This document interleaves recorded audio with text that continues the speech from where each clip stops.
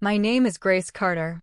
I'm 32 years old, and last Christmas my own brother stood up from the dinner table, grabbed two bulging black trash bags, and threw them straight at my feet like I was the garbage pickup.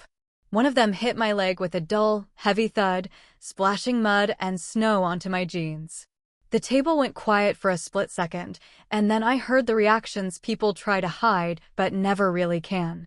Small snorts, stifled laughs, napkins lifted too slowly to cover smirks, and fake coughs that did nothing to disguise how amused they were.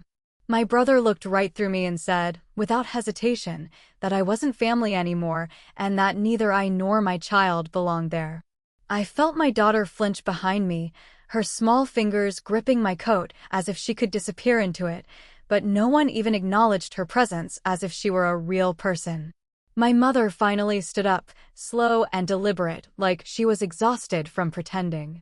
Her eyes moved past me and settled on my child before she said, in a calm and precise voice, that my daughter didn't belong there either, and that she was nothing more than a reminder of my mistakes.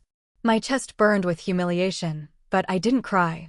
I had already cried enough in that house while growing up, and I refused to give them that satisfaction again. My sister leaned back in her chair, crossed her arms, and laughed as if the entire moment was some kind of joke. She told me to shut up, sit down, eat, and leave before I ruined the holiday, just like I ruined everything else. Someone else muttered that I should be grateful they even let me in. Then the sound of utensils returned, forks clinking against plates as conversations picked back up, as if my humiliation had simply been a bit of entertainment before dessert. My sister gestured toward my daughter and told her to watch closely because that was what failure looked like. Something inside me shifted in that moment, like a lock finally clicking open. I picked up my daughter's backpack, ignored the trash bags at my feet, and looked my brother directly in the eyes. I thanked him calmly and told him I would remember this. He smirked, convinced he had won, completely unaware of what he had just set in motion.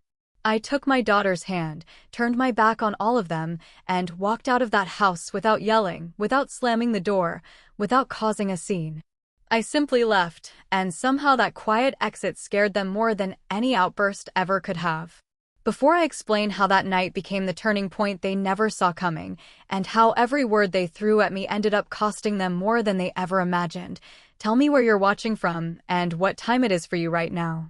I want to see how far this so-called perfect family Christmas story is about to travel. As soon as the cold air hit our faces outside, my daughter squeezed my hand and asked in a small voice if we were in trouble. I told her no, even though my voice trembled, and said that they were the ones in trouble. We walked toward my old, beat-up car, the same one they loved mocking whenever I pulled into the driveway.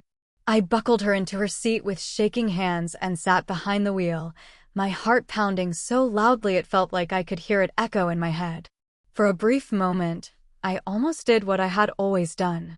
I almost swallowed it, made excuses for them, and told myself that this was just how my family was. But then I looked in the rearview mirror and saw my daughter's wide, confused eyes staring back at me, and I knew this was the last time she would ever see me accept that kind of disrespect and still call it family. Have you ever experienced a moment where humiliation suddenly turns into clarity, like a switch flipping on, and you finally see everyone's true role in your life?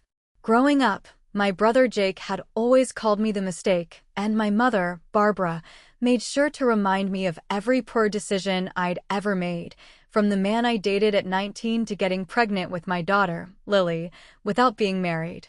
My sister Hannah was the perfect child, the one who followed all the rules, and she never missed an opportunity to remind me how far I fell short of that image.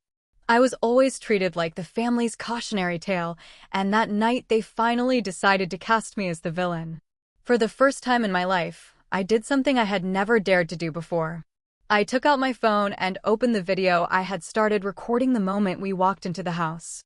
I had hit record on pure instinct, thinking that one day I might need proof that I wasn't imagining things, that it really was as bad as it felt.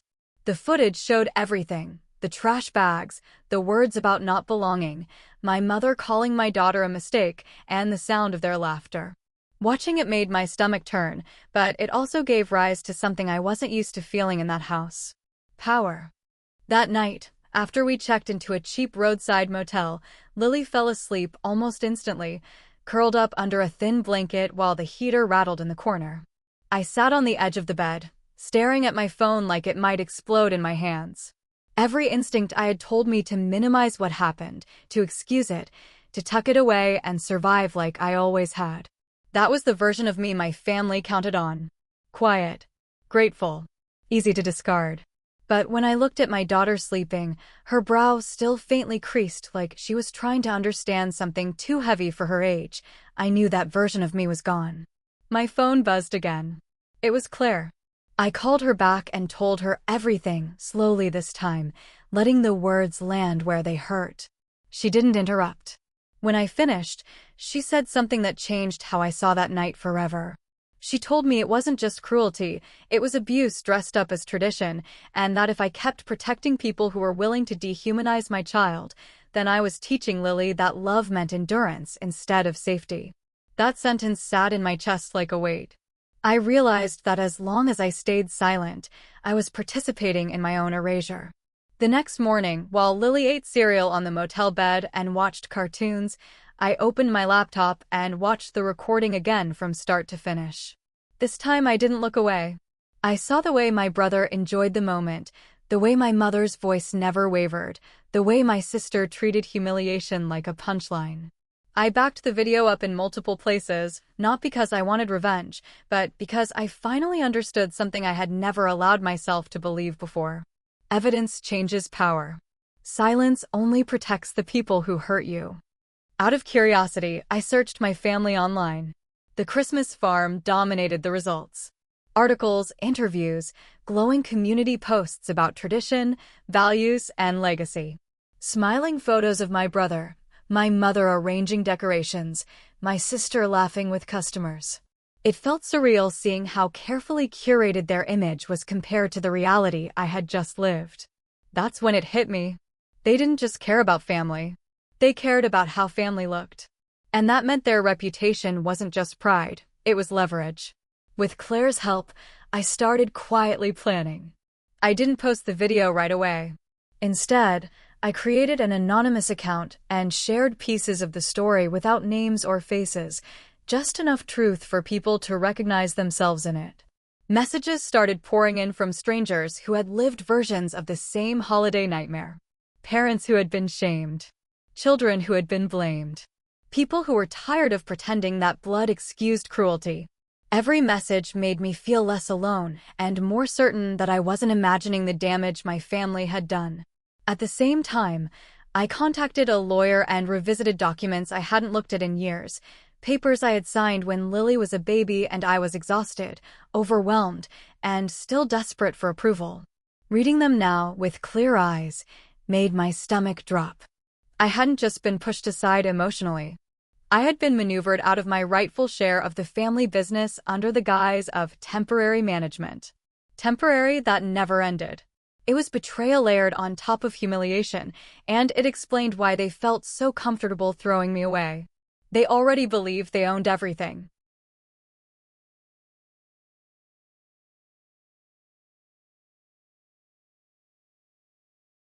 Months passed, and slowly, carefully, I rebuilt my life. I found remote work. I rented a small, run-down office space. It wasn't impressive, but it was mine. My lawyer confirmed what I had suspected. My brother had leveraged the farm heavily, and the entire operation depended on a flawless holiday season. One disruption, one crack in that perfect image, and the whole thing could wobble. For the first time in my life, I wasn't reacting anymore. I was positioning myself. When Christmas season came around again, I didn't announce anything. I didn't warn anyone. I simply showed up at the farm with my daughter like any other customer. The decorations were brighter than ever. The music was cheerful. The place looked exactly like the postcards they sold. My brother froze when he saw me. My mother went pale. My sister stopped smiling mid-sentence. They expected me to stay gone. They never expected me to return standing upright. I told my brother calmly that I now held the debt on the property, that the bank had sold the note, and that I was no longer the disposable problem they could dismiss. I didn't raise my voice. I didn't threaten. I explained reality. My mother tried to accuse me of cruelty, of blackmail, of ruining the family. I reminded her that consequences feel like cruelty only when you've never had to face them before. I told them exactly what I wanted, and it wasn't destruction. It was accountability. A public, recorded apology to my daughter. Legal restoration of my ownership. Safeguards that ensured Lily would never again be spoken to the way she was that night. They hesitated, argued, deflected, and then slowly realized they had no ground left to stand on. Reputation, money, and fear finally outweighed pride. They apologized. Awkwardly. Imperfectly. But they did it, and my daughter heard every word. When the papers were signed and the power dynamic shifted, something unexpected happened. I didn't feel triumphant. I felt calm. Grounded. Like I had stepped back into a version of myself that had always existed, but had been buried under years of shame. I didn't take everything from them. I took back what was mine. The rest was simply the cost of years they assumed I would never stand up. That Christmas felt different. Not because everything was magically healed, but because for the first time, my daughter and I weren't guests begging to belong. We were choosing where we stood. Later that night, Lily told me it felt like we actually mattered this time. I realized then that the real victory wasn't the business or the apology or the leverage. It was breaking the pattern. It was showing my child that love never requires humiliation as an entry fee. Looking back now, I understand something I didn't that night when the trash bags hit my feet. The people who hurt you the most often only have power because you keep believing their version of who you are. The moment you stop doing that, everything changes. That night wasn't the end of my story. It was the beginning of the chapter where I stopped asking for permission to exist and started deciding what I would tolerate. So I'll ask you the same question I had to ask myself. If the people who were supposed to protect you treated you the way my family treated me, would you stay silent to keep the peace, or would you finally choose yourself and walk away with your dignity intact?